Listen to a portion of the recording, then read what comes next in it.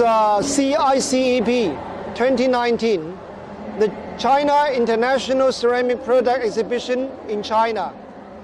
UCAN-Talk is a special program offered by taoci.com. Today we have the honor to have Dr. Mike Ivanof, the professor from the University of Fraser Valley, Vancouver. Mike, how are you doing? Very good, thank you. Thank you for having me. My honor. This is the second day of CICEE exhibition, and you have been acting as an independent observer for this exhibition. Would you please let me know what is your impression about the exhibition? Yes, so first and foremost, I think this is a wonderful showcasing of the capabilities, the productive capabilities that China has built over the last 30, 40 years. Mm-hmm. It's an impressive show, mm-hmm. and the quality of the products, the diversity of the products is actually quite stunning. I have to say I'm thoroughly impressed with mm-hmm. some brands, Xiejing, there are some other brands, Mona Lisa, Cappuccino, and I would like to mention one brand in particular with their stunning display of their booth, which is Venezia.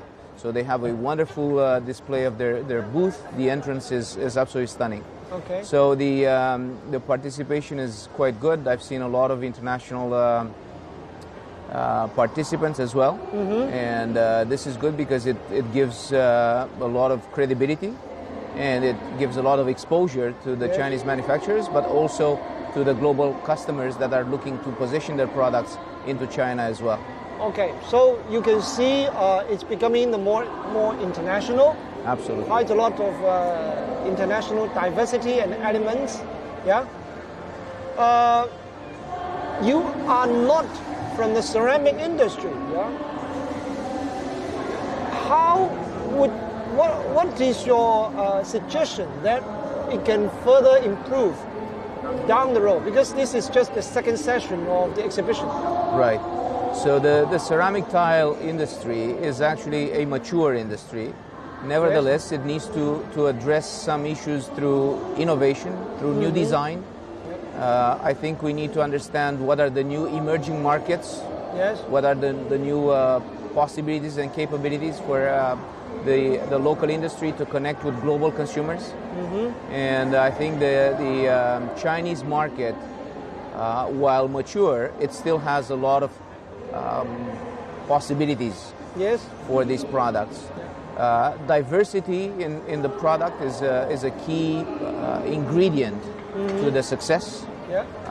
We need to look at how do we enhance the design, how do we move in a sense from economies of scale towards economies of scope and then further into customization. Would you like to elaborate the two concepts, differences between these two concepts? Certainly. So for the last 20, 30 years, a lot of the, especially the Chinese manufacturers have been mm-hmm. focusing on large-scale sales and manufacturing a lot of products mm-hmm. in relatively low cost. Yes. So they looked for economies of scale. In other words, manufacturing very large amounts of quantities of products for low cost. Yeah. But I think we need to shift that into value-added products mm-hmm. where we see maybe a higher price for the product, mm-hmm. but with an improved quality, with some more customization elements mm-hmm. that would be embedded in the products themselves. Because we are now on a transition from economies of scale to economies of scope, and as I said, further into customization or mm-hmm. bespoke products mm-hmm. which would appeal to specific individuals' needs or wants. So I think the industry itself has to look into how do we reduce the quantity mm-hmm. but make more diversified products. And how are we going to be able to appeal to a larger and broader audience? We know that more and more factories are paying more attention or even putting more investments on the innovation.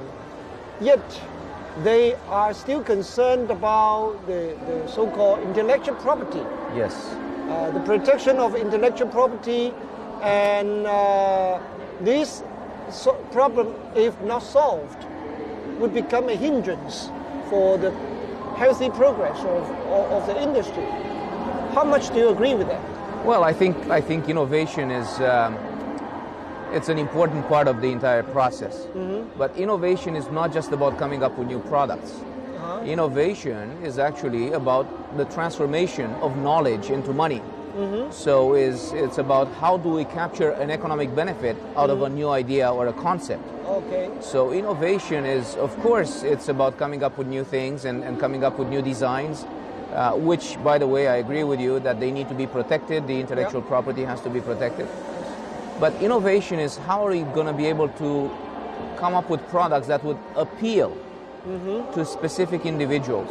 Innovation is about coming up with something that is relatively unique. Yes. So therefore, we need to look into a constant process of new development. So innovation is it's something that can never stop. It's an ongoing process.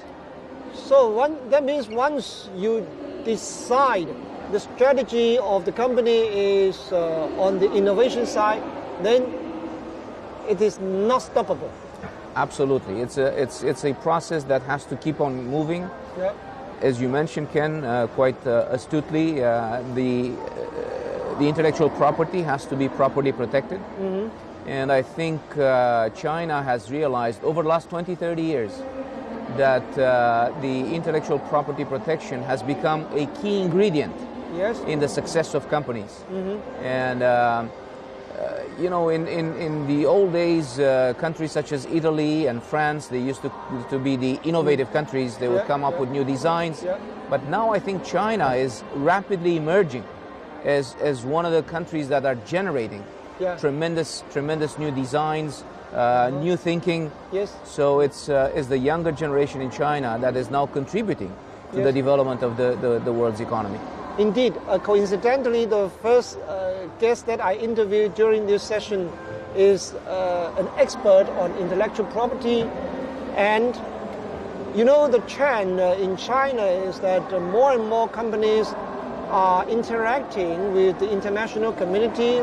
For example, the European designer community, and also they send thousands of people in the industry to learn from the top exhibition in Bologna, exhibition in Italy. So on one side we absorb a lot of ingredients from the international inspirations. So how about the other side?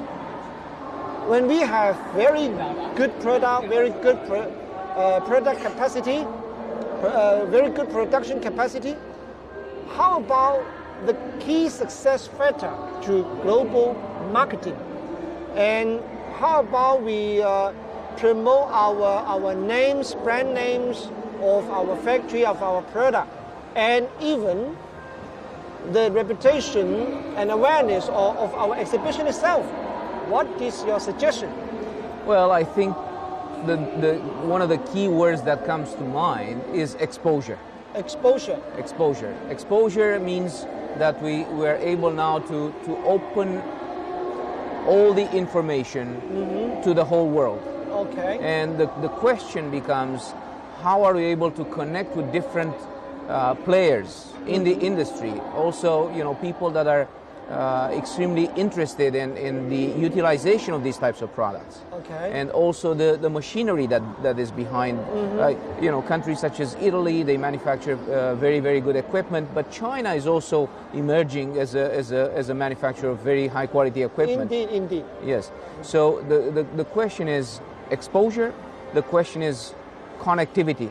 Connectivity. Because we need now to understand that without connecting with the world, then there is no ability to link with other market segments. So the one medium that allows us, not just this industry, but the whole world to connect with each other is the internet.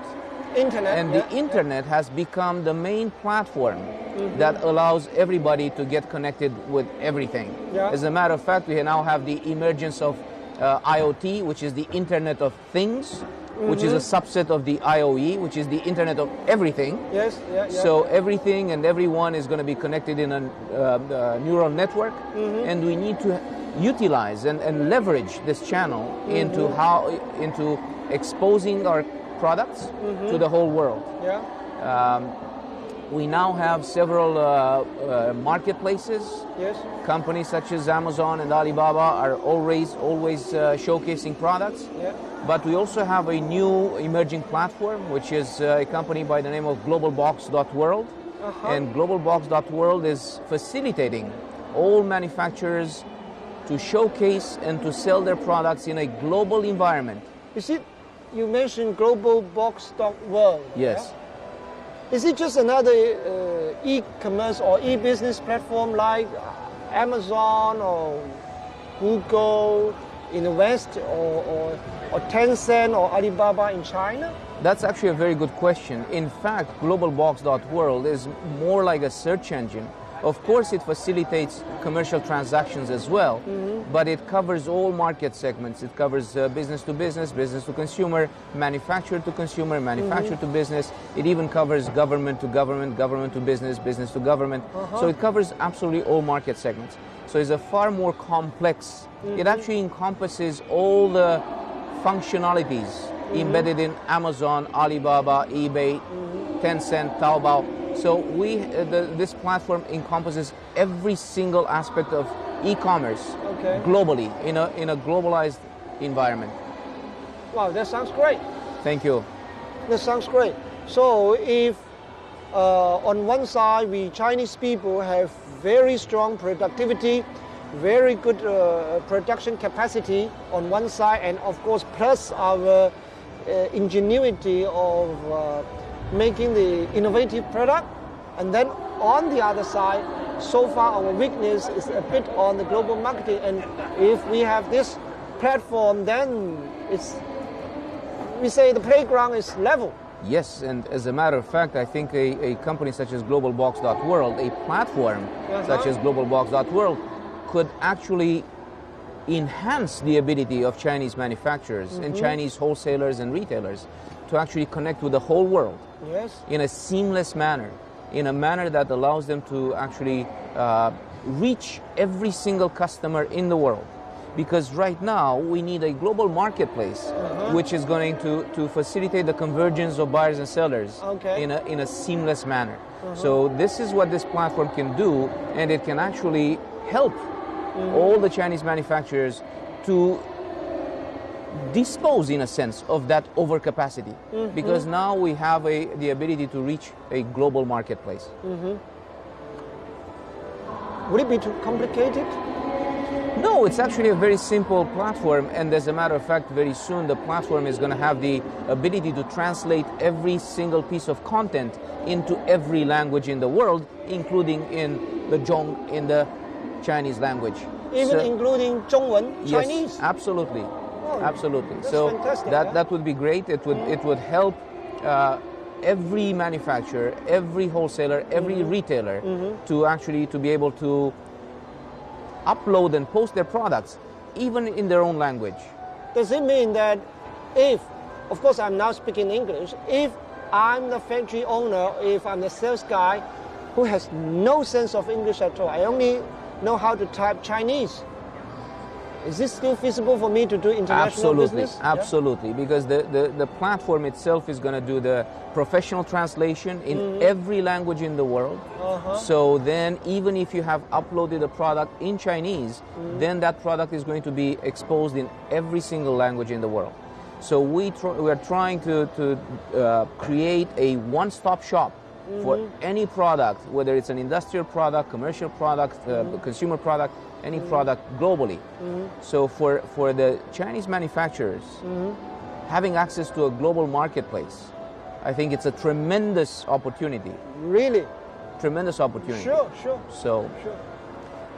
So just to conclude, the CICEE exhibition has been quite impressive. I have been personally quite impressed. My background is not necessarily in the ceramic tile, but I have been a consultant in the industry for some time, and I am thoroughly impressed with the quality of the vendors, with the quality of the products, and I think this type of event needs a little bit more global exposure, more global promotion. Any specific suggestion? Please give it to us. Yes, so I think other fairs, other international fairs, should also become a conduit for the promotion of and the exposure and the marketing of something like this. Okay. Of course, this is somewhat internally oriented primarily for the Chinese market, but these products are so good that they deserve to be promoted in the global environment. Actually, I can tell you some small secret. The founders and the organizers of this exhibition, they are so ambitious that they want this exhibition to benchmark the Bologna exhibition in Italy, the world-class top one. So from the very beginning, we want to be internationally recognized and become the world-class exhibition, even though quite a lot of visitors and clients are coming from domestic market. And I don't see any impediment in that. This, as I said, the quality of the vendors, the quality of the products is so high that it could compete head-on with any manufacturer, any product anywhere in the world. Yes. As a matter of fact, I'm proud to say that GLOBALBOX.world is also a partner with CICPE in promoting CICPE you did already, globally. Yeah. And we had a few inquiries about this, and we're proud to say that several of the international participants that are here today came through the channel that GLOBALBOX.world represents. So we're proud to be a partner of CICPE, and we're proud to work together with them and to promote a show like this. That's great. Globally. That's great. I'm really glad that you not only give us concrete suggestions, but the results are showing itself that it's working now. Well, this type of show truly demonstrates the capabilities that have been built in China. Okay. It truly demonstrates the competitive advantage that China has. And it's important to demonstrate that to the whole world. Okay. That China truly has become a fierce competitor. Fierce and competitive. I think the quality speaks for itself. Anyone that has browsed the booths at this trade fair, I think, has been thoroughly impressed. Very impressive. I am certain that this is going to become, year after year, is going to grow, and is going to become a mainstream type event in the global environment. Okay, so Dr. Ivanof, thank you very much for your It's a pleasure. Very positive comments. It's a pleasure, and I look forward to seeing you next year again. Yeah, my pleasure. My pleasure. Thank you so much. 谢谢。谢谢。谢谢。